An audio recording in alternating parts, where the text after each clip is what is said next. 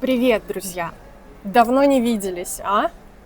Меня зовут Мария, я преподаю русский язык. Я преподаю русский язык иностранцам. И в этом видео сначала я буду говорить очень медленно и просто. Потом я буду говорить немного быстрее и сложнее. И в конце я буду говорить обычно, так, как мне комфортно. А вы обязательно пишите в комментариях, сколько минут видео вы посмотрели и поняли. В конце этого видео будет очень важная новость. Досмотрите до конца. Я очень давно не снимала видео, потому что у меня было насыщенное, занятое лето. В июле я была в России.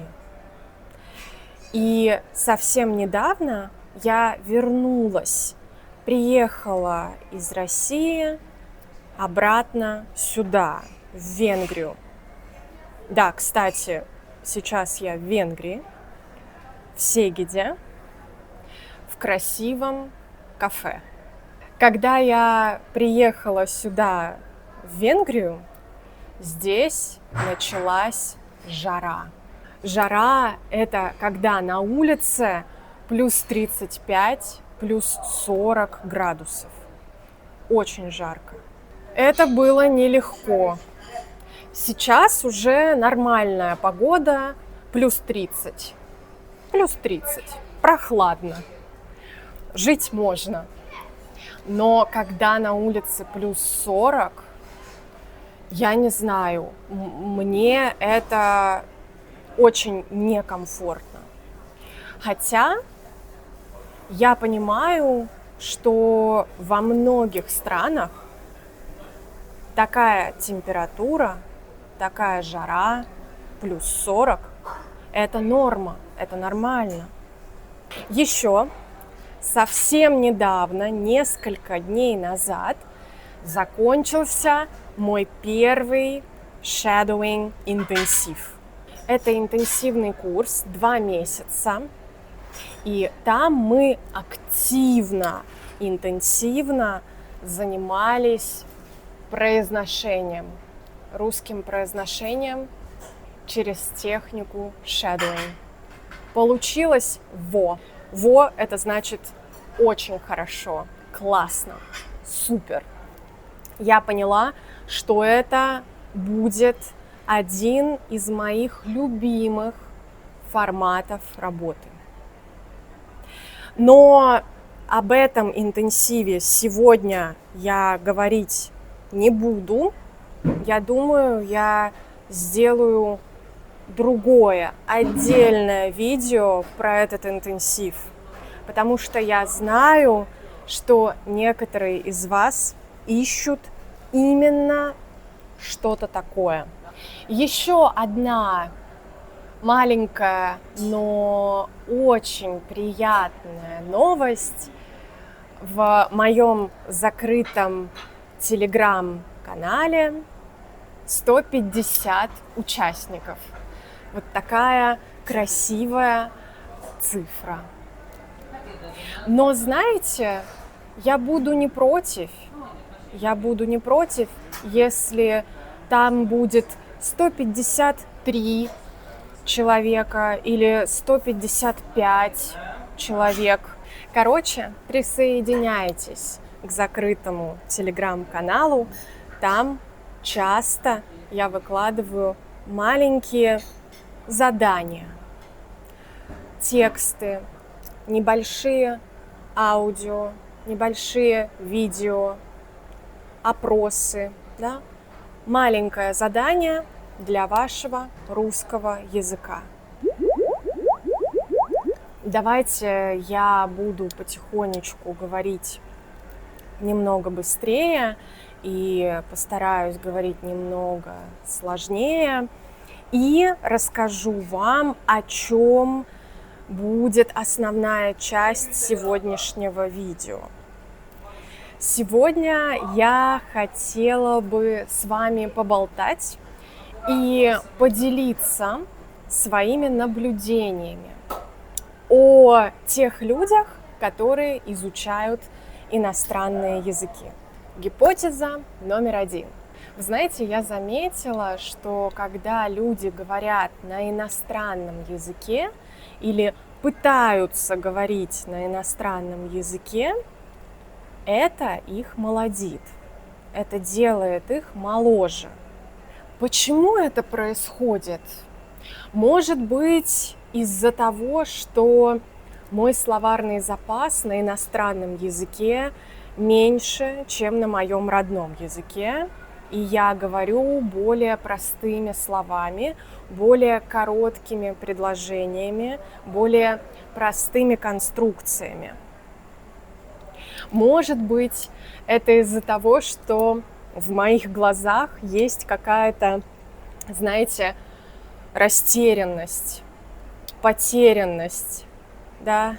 Мне трудно сфокусироваться, я ищу нужные слова, нужные звуки в голове и во рту, и я немного потеряна, и, может быть, именно эта растерянность создает впечатление, да, создает ощущение, что я сбросила лет 10, что я на 10 лет моложе, чем я есть на самом деле.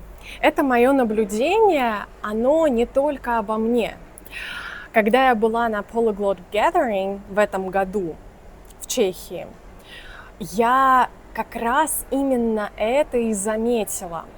Там, знаете, были люди разных возрастов. Кому-то 20, кому-то 30, кому-то 40, 50, 60, 70, 80, понимаете? И когда все эти люди начинают говорить на иностранном языке, вот эта взрослость, серьезность, уверенность, она куда-то уходит. Они как будто снимают пиджак взрослости, уверенности и серьезности и молодеют, выглядят моложе. Возможно, это из-за того, что когда ты учишь иностранный язык, это же большая интеллектуальная нагрузка, ты постоянно тренируешь мозг, ты постоянно тренируешь свой речевой аппарат, и поэтому, возможно, в любом возрасте ты остаешься в таком интеллектуальном тонусе. Плюс люди, которые изучают иностранные языки, часто очень любопытны. Им любопытно, им интересно, что происходит в другой культуре, что думает другой человек, как говорят это на другом языке. У них много интереса, любопытства. Интерес, любопытство, желание, жажда – это все тоже очень молодит. Выпью за ваше здоровье смузи и попробую перестроиться уже на естественный для меня темп и вокабуляр, словарный запас. Итак, в финальной части нашего видео я бы хотела поделиться второй гипотезой, вторым наблюдением. Про это наблюдение, про эту гипотезу, не знаю, как это назвать, я уже не один раз говорила в других своих видео, но так, мимолетно. Сегодня хочу немножечко глубже раскрыть эту тему. Эта гипотеза касается альтер-эго. Но вы уже слышали от меня это слово, да? Когда мы учим иностранный язык, когда мы говорим на другом иностранном языке, это помогает нам раскрыть в себе какую-то часть личности, которую мы в обычной жизни не используем. Возможно, мы ее чувствуем, но она нам в обычной жизни как-то не нужна. А вот именно на иностранном языке за счет чего? Ну, за счет какой-то природной склонности. Может быть, из-за того, что сам иностранный язык располагает к к этой характеристике, к именно этой части личности, да. Именно на иностранном языке мы можем раскрыть в себе вот эту вот неизученную, неизведанную часть себя. Но это работает и в обратную сторону. Если вы берете на себя какую-то роль, примеряете на себя какую-то роль, когда вы изучаете иностранный язык, когда вы говорите на иностранном языке, это помогает расслабиться и говорить на иностранном языке. Да? То есть иностранный язык помогает вам раскрыть в себе какую-то роль, какую-то часть личности, и при этом вот эта вот роль помогает вам говорить на иностранном языке. Именно в работе над произношением вот эта вот ролевая игра очень помогает. Вы знаете, что вот будучи собой, будучи тем человеком, которым вас привыкли видеть, вы не можете сделать что-то из ряда вон выходящее, да, что-то совершенно неожиданное для этой роли. Вы не можете сказать что-то вообще неожиданное для этой роли. И вот это, иногда мы даже не думаем об этом, мы это не формулируем прямо таким ограничением в своей голове, но это ограничение, оно все равно присутствует где-то у нас вот в теле. Когда мы берем на себя какую-то другую роль, мы немножко расслабляемся, потому что мы ведь играем. Это же игра, можно поиграть, можно позволить себе что-то, что я не могу себе позволить, когда я не играю. И тут уже мышцы расслабляются, мелкие мышцы тоже расслабляются. И это очень позитивно влияет даже на произношение, на то, как вы меняете голос, на ваши интонации. Потому что часто взрослые люди стесняются, зажимаются, пробовать новые звуки, пробовать новый голос, новое звучание, делать какие-то упражнения, артикуляционные упражнения. Мы ведь стесняемся все, нам ведь всем неловко, да? А если мы примеряем на себя какую-то совершенно другую роль, мы же играем, и эта неловкость немножечко отпускает нас, немножко уходит. Когда я была в Италии, в Вероне, у меня было там 4 мастер-класса, и в том числе мастер-класс по произношению, по русскому произношению. И вот на этом мастер-классе по русскому произношению я спросила аудиторию, когда вы говорите по-русски, какой вы человек? Каким человеком вы становитесь, когда вы говорите по-русски? И вы знаете, меня что удивило? Ответы совершенно разные. Можно подумать, что язык диктует характер, но нет, язык только, может быть, является триггером, но характер-то выходит из человека. Ответы были совершенно разные. Кто-то говорил, что когда я говорю по-русски, я чувствую себя как раз уверенным. Кто-то говорил, очень интересный ответ, запомнила, сказочность.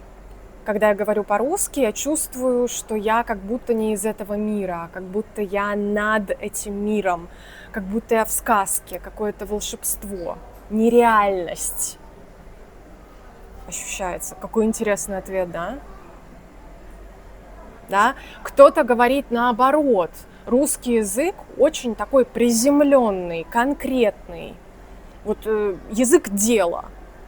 Ты говоришь по-русски, прям вот хочется заниматься делами, да, вот так, от приземленности до возвышенности, сказочности. Друзья, не хочется затягивать это видео, вы, пожалуйста, напишите в комментариях, давайте продолжим обсуждение в комментариях, напишите, чувствовали ли вы когда-нибудь, что, говоря на иностранном языке, вы становитесь моложе, вы чувствуете себя моложе, глаза загораются. Или наоборот, может быть, когда вы говорите на иностранном языке, вы так переживаете, вы так напряжены, вы так разочарованы, что у вас морщины появляются и вы стареете. Пожалуйста, напишите ваши наблюдения.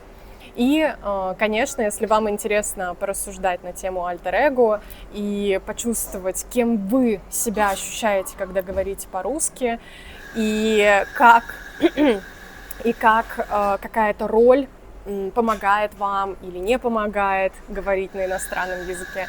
Тоже пишите, мне очень всегда интересно, что вы думаете, что вы пишете, я читаю абсолютно все ваши комментарии. И обещанная новость я вам обещала в самом начале. Прямо сейчас я буду снимать мини-курс из 3 видео, который будет называться что-то типа «Как самостоятельно изучать язык по живому русскому контенту». Он будет о том, как из любой единицы контента на русском языке, живого, реального, не рафинированного контента, а реального контента, как из него сделать материал для изучения русского языка. Я там дам конкретный алгоритм и разберу основные мифы, ошибки, что мы делаем не так. И немножко поговорю про современные методы изучения языков, какие 4 кита, на каких 4 китах держится сейчас эффективное изучение иностранного языка. Этот курс будет абсолютно бесплатным, и он выйдет на очень интересной и полезной платформе. С автором этой платформы я познакомилась, кстати, на Polyglot Gathering. И этот курс будет доступен для вас по ссылке. Я обязательно поделюсь этой ссылкой в своем закрытом телеграм-канале и разошлю его тем, кто подписан на ежемесячную рассылку. Поэтому, чтобы не пропустить этот курс, подпишитесь на ежемесячную рассылку и присоединяйтесь в закрытое телеграм-сообщество. Окей? Скоро выйдет вот этот вот, курс или, как сказать, мастер-класс из 3 частей, который сам по себе станет интересным для вас контентом, да? Еще и на крутой, интересной, новенькой платформе. Еще и, возможно, вы почерпнете для себя что-то любопытное, пищу для размышления и конкретный алгоритм. Спасибо вам, что сегодня зашли на мой канал и кликнули на мое видео. Я очень ценю ваше время. Стараюсь делать видео, видите, в таких вот красивых условиях для вас. И буду очень рада вашим комментариям. До встречи. Пока-пока. Боже мой, у меня тут чай просто перезаварился уже. Уже не чай, а чефирь у меня получился.